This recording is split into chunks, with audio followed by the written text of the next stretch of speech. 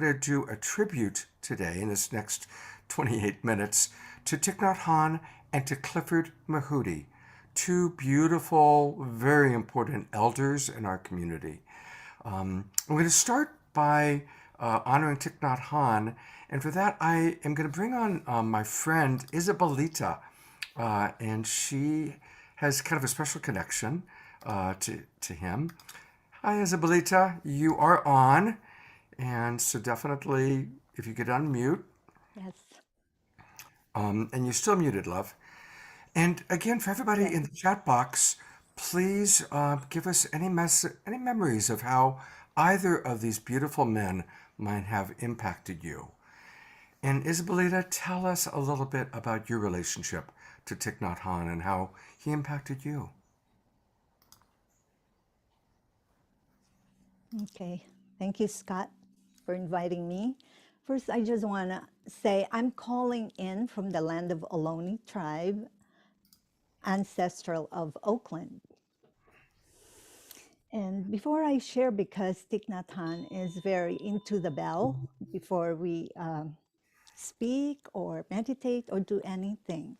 So I'm going to ring the bell to honor Thai's presence here with us.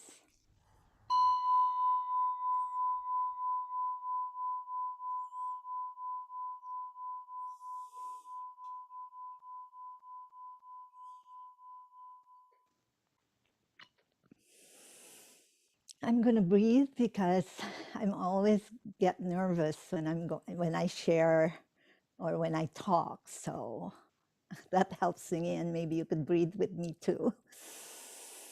Absolutely. And let's all breathe together. Absolutely. Yeah, two more. It says breathing in and breathing out. This is a wonderful moment. Thank you, Scott, for having me. I'm really honored to pay homage and share my experience with Thai during this time of passing.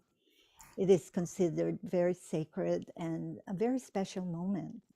And like I really feel his presence still very alive because I was witnessing a lot of his memorial funeral during the time in Vietnam at Hue Village, and he was just cremated last night. Um, so when I met Thich Nhat Hanh for the first time, not at Plum Village, but here in San Francisco, I was an immigrant from the Philippines, and I was raised Catholic, and I didn't have an understanding what Buddhism is all about. I have no idea what it is, but I went anyway. A friend of mine invited me for a weekend retreat, and I didn't know that my mind and my body is at different places. I couldn't meditate. I was restless, and I felt like I have a culture shock, you know. So I was ready to leave, and then Tai talked to me gently and tenderly, said that in the afternoon we will have a different program. We will do walking meditation. So would you like to try that and stay? So I did. We walked for almost the whole afternoon, and Tai was very kind and walked with us with no agenda, just walking to our feet to breathe. So to make the story short, at the end of the day, my mind was calm, and the next day I was able to meditate. Meditation was possible. That was my first entry to meditation, and my first love was walking meditation because that's what helped me meditated. So I just wanted to say something about his teaching. For me, as a woman, a mother of spirit and consciousness, and I did not have to escape to a monastery. I could become present and awaken now. In fact, each of the daily activities I could do, be I could do, and the presence is the vehicle. So through this word, I learned that meditation allowed me to see the box of reality I create and occupy. He helped me disconnect from ideas of success and failure. He prepared me even for my own death. So we are so blessed to have lived with his presence in body form that will be the continuation of awakening. So I'm so grateful to be here and to honor Thai. And I know that Scott will read some of his poem. So I will leave you that, Scott. Thank you, Isabelita. Thank you so much for being with us. It's And beautiful. can I ring the bell one more time? Absolutely. That'd be lovely.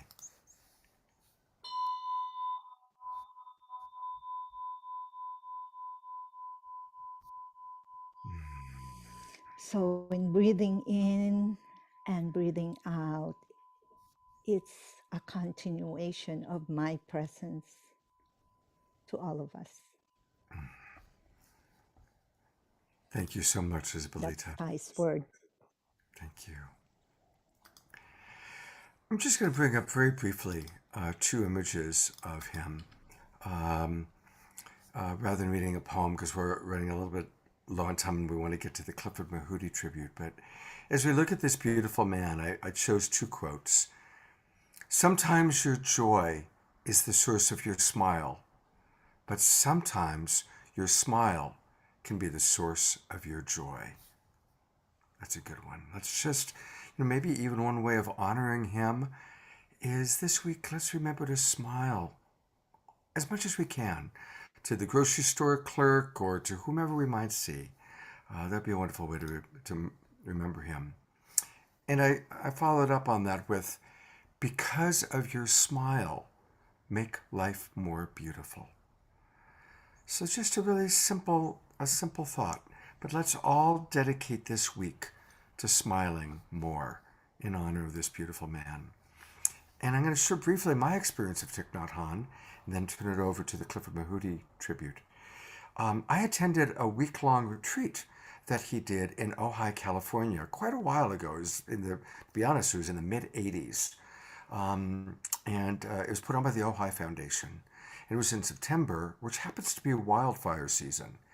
And there was a terrible wildfire in Ojai Canyon while the retreat was happening. And so while he's leading a retreat on mindfulness and calm, helicopters are coming in, they're dropping stuff on the wildfires, there's all this smoke, and we're on a constant possible evacuation alert. And what I remember the most was him very humbly talking about how much trouble he was having teaching about mindfulness and leading the retreat because he was so re-stimulated by what he was experiencing, bringing back his memories of being in Vietnam during the war. And there was such a humility and such a perfectly human honesty to that. And he used his own trauma that he was going through as examples of what he was having to go through in present time to try and become centered enough to lead the retreat. And that made such an impact on me to always be honest. Let's, as leaders, to do our best to always be honest about our own perfectly human experience. So that was my experience of Thich Nhat Hanh. Thank you again, Isabelita. Thank you, everybody. And I'm now going to introduce my good buddy, Alan Steinfeld, who I've been collaborating with on creating this wonderful weekend. Alan and I have known each other a long time, and I'm going to tell that story when the main show happens. Right. Alan, I'm going to just turn it over to you to lead the second part, our Clifford Mahooty tribute. I do want to say I had one experience with Thich Nhat Hanh. He had spoken at the Barnes & Noble store on Union Square, and he was out of the store getting into a cab, and there was some commotion around there. I think I was running or something, and he was just so sensitive and so hyper aware and present, I would say, that he was just reacting to the little sound in the middle of New York with those robes it was such an interesting, and I felt his sensitivity, just that beauty, that somehow he had a depth and an awareness. That was my one instant with Thich Nhat Hanh. But Clifford Mahooty, thank you, Isabelita. Clifford Mahooty is another great being who just passed, and he was a Zuni elder, and he was one of the few people in the Pueblo Indians who talk about the Star Nations and the Star People. And I traveled with him last year. It was just last year. It was less than a year ago, from Sedona to Laughlin, Nevada. We spent 4 hours in a car, and he told me his life story. I mean, he did most of the talking, which was fine because he was fascinating to listen to. And he told me how he wanted to improve himself. He wanted to get off the reservation, the whole community, and became an engineer, did very well as an engineer. He was a bit of an outcast from his tribe because he chose to pursue a career outside of that, but then he came back and was accepted and started to integrate the star knowledge and was a guest on Ancient Aliens a few times. And I know JJ and Desiree Hurtak have a lot of interesting things to say, and they've written a tribute. But JJ, Desiree, please share your story of Clifford. Wait, unmute. Yes, JJ. Thank you very much. We're joyous about the ascent of Clifford to be one with the Star Nations once again. We were very close to him going back to the late 1970s when I was doing a research discussion with astronaut Harrison Schmitt in New Mexico. Clifford was there to supply information of why the extraterrestrials were signaling out the Indian reservations for contact experience. But more importantly, Clifford, as a civil engineer, was aware of both sides of the story, well aware of the American government trying to monitor certain unique situations of contact. On the other hand, preserve tribal traditions that were very important to the gathering of the nations. And as members of the Shavanti nations of Brazil, and here I'm holding the teaching course that Desiree and I have, we honored him as a dear brother, one who we prayed with, one who was a positive thinker about the coming changes, one who also knew the difficulties in trying to explain to the larger human community the climate change scenarios. Right, so what he was also really interested in was getting back to the roots of the Zuni tradition.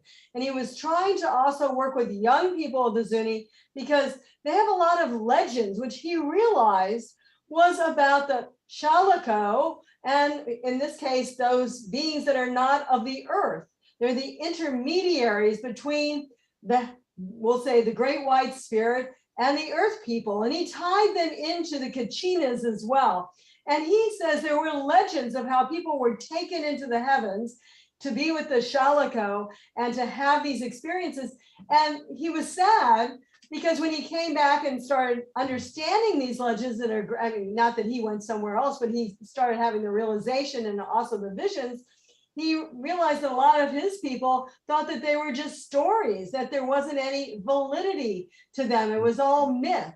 And so his biggest thing in his life, I think, was really to try to get beyond the myth, to show the reality that his people, the Zuni, which were literally cousins to the Hopi, and they're also close with the Navajo, had the legends of the Star People, and that was what was important, not to cast it aside, not to think it was bad or anything like that, but to understand it, to understand they had that direct connection. And this is what he showed, of course, on Ancient Aliens and in other major lectures. We've done many lectures with him on the same platform. He confirmed several instances where Chalico spiritual beings of great height were seen along the highways of northern New Mexico in broad daylight, and was aware that we were very close to the coming of the Star Nations. In fact, his message goes out to diverse people of light throughout the world, calling them into greater unity, what we call the gathering of the tribes. And so this is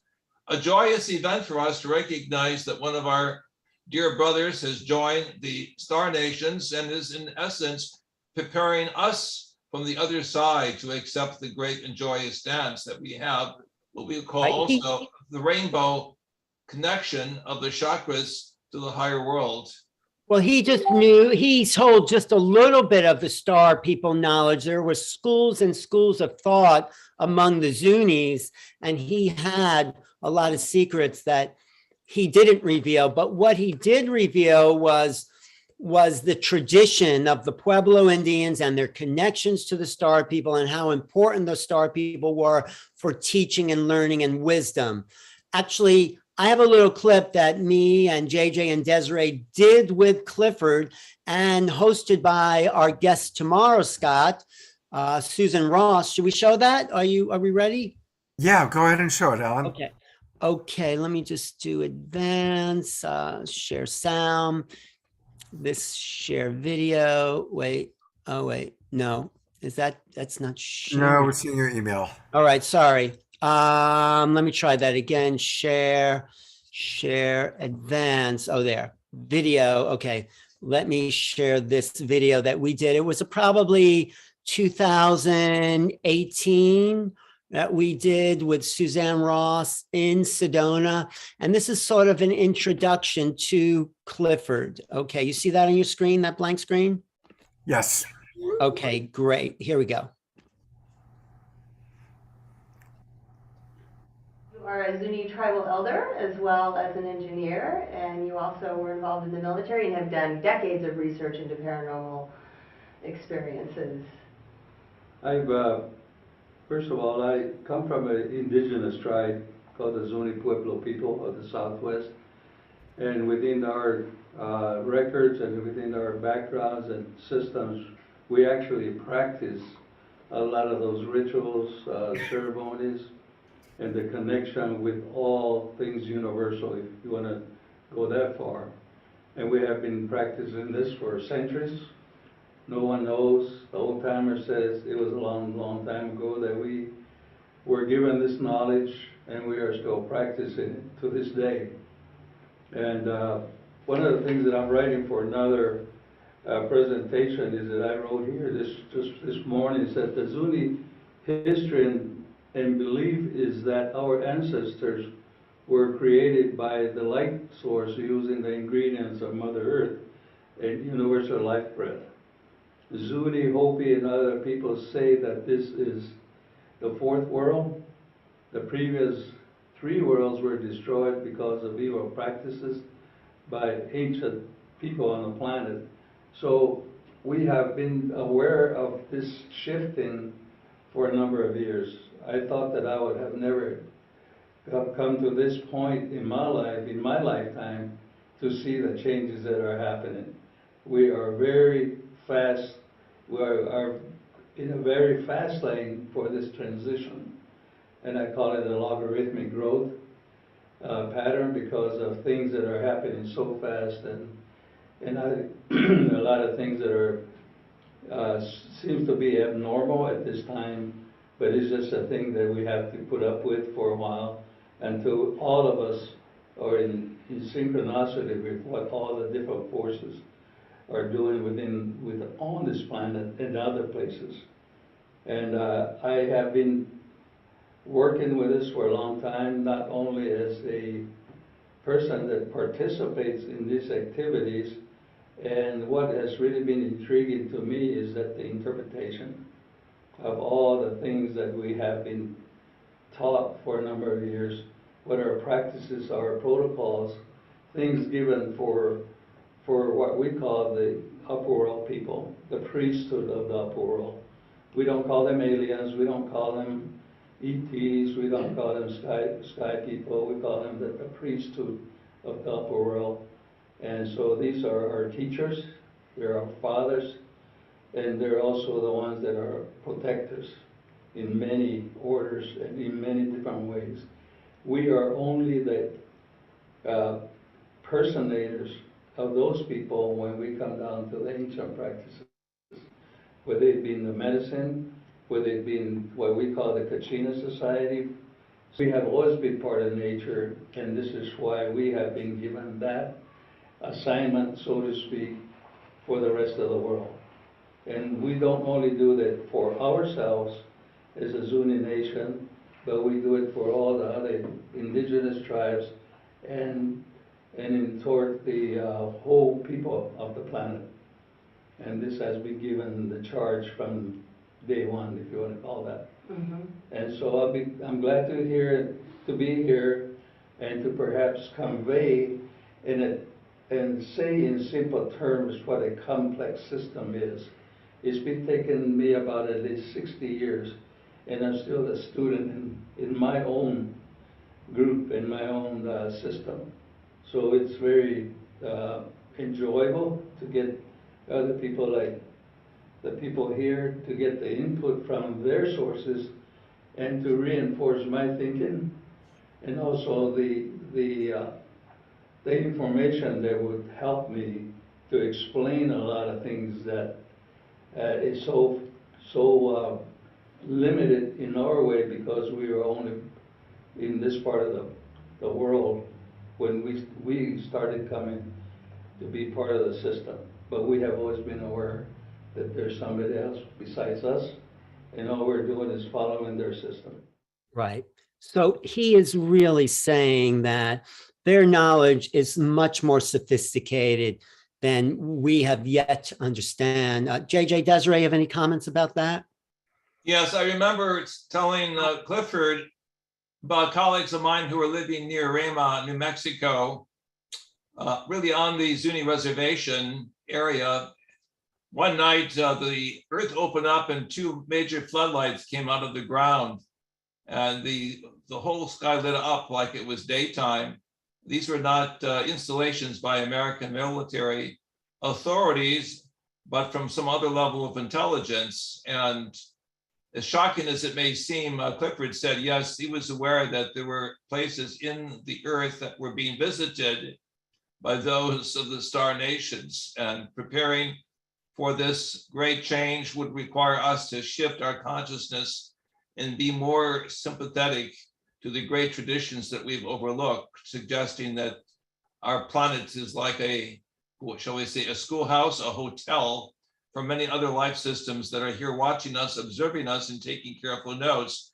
Clifford's message goes out to all diverse nations and peoples to be aware of the coming changes, that we must work together as a team and also always exalt the positive side, because that is really the ladder, or that we call the rainbow bridge, connecting the human race and all its diversity with those who are the true master teachers of the universe. And of course, so even though UFOs are now being seen all over the globe, coming out of the oceans and everything, there's no doubt that even Close Encounters of the Third Kind, the movie, show the Lakota people, and many people have seen, as Alan, you spent time with us in Sedona, vehicles in the sky. We have something called Thunder Mountain in that area. That's also the general vicinity that Clifford had lived in. And people see these things all the time.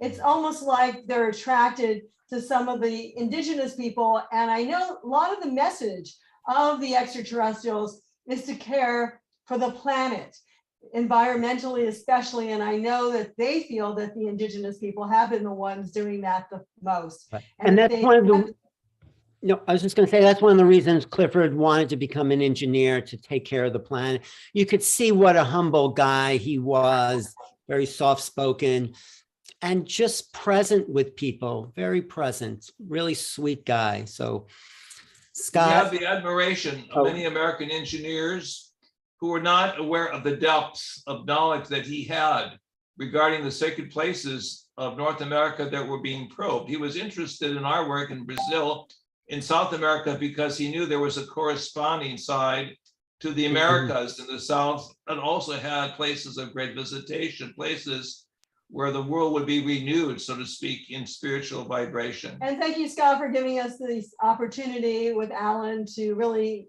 have a memorial for him. There's going to be a memorial tomorrow also in Sedona, thank goodness. Oh, good. Good. May the theme of the Guardian of the Nations go forward, and may all of us play this role as the tribe of peace, bringing humanity into unity. Thank you.